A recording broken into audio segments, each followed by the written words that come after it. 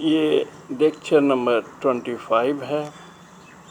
इसमें हम 3 प्राकृतिक परिदृश्यों की चर्चा करेंगे। पहला है, हम जो स्टार्स को देखते हैं उनका जो पोजीशन है वह वास्तविक पोजीशन है या आभासीय पोजीशन है। दूसरा है, स्टार से आने वाले प्रकाश कंपन क्यों करते हैं जबकि प्लैनेट से आने वाले प्रकाशों में कंपन नहीं होता है। और तीसरा है, जल्दी सूर्योदय और देर सूर्यास्त का क्या मतलब होता है। ये तीनों परिदृश्य रिफ्रैक्शन के कारण से होते हैं। जो अब हम पहला परिदृश्य पे आते हैं, स्टार्स हमसे काफ़ी दूर होते हैं और वहाँ से जो प्रकाश आता है तो पृथ्वी के वायुमंडल में जब वो घुसता है तो सीधे स्ट्रेट लाइन में हमारे आँख में नहीं आता है।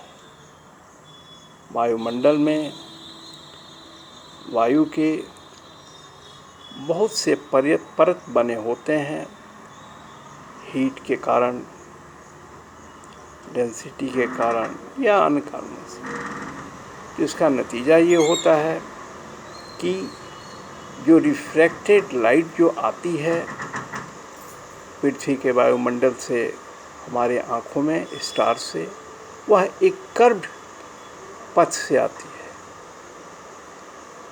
और यह कर्व पथ पे हमारी आँख जहाँ टेंजेंट बनाती है उसी टेंजेंट की दिशा में हमें स्टार का आभासीय प्रतिबिंब दिखाई देता है। स्टार इतनी दूर हैं कि वहाँ से आने वाले प्रतिबिंब का साइज जो होता है वह एक बिंदु के समान होता है और इतने प्रतिबिंब इतने बदल रहे ये वायुमंडल के परतों से अगर रिफ्रैक्शन के कारण रोशनी के इंटेंसिटी में अगर कंपन होता है तो यह कोई आश्चर्य की बात नहीं है। जहाँ तक प्लैनेट्स की बात है, प्लैनेट्स काफ़ी नज़दीक होते हैं और इनसे भी जो इमेज आते हैं वो पॉइंट नहीं होके एक डिस्क के साइज़ के करीब होते हैं, मतलब बड़े होते हैं। और इसमें एक बिंदु पे वायुमंडल के परतों के रिफ्रैक्शन का जो इफ़ेक्ट पड़ता है उसका प्राय दूसरे बिंदु को इफ़ेक्ट कैंसिल कर देते हैं और नतीजा यह होता है कि हमें मोर और लेस एक स्टैटिक लाइट मिलता है प्लैनेट से। और तीसरा है, जल्दी सूर्योदय और देर सूर्यास्त। इसमें भी यही रिफ्रैक्शन वाली बात है।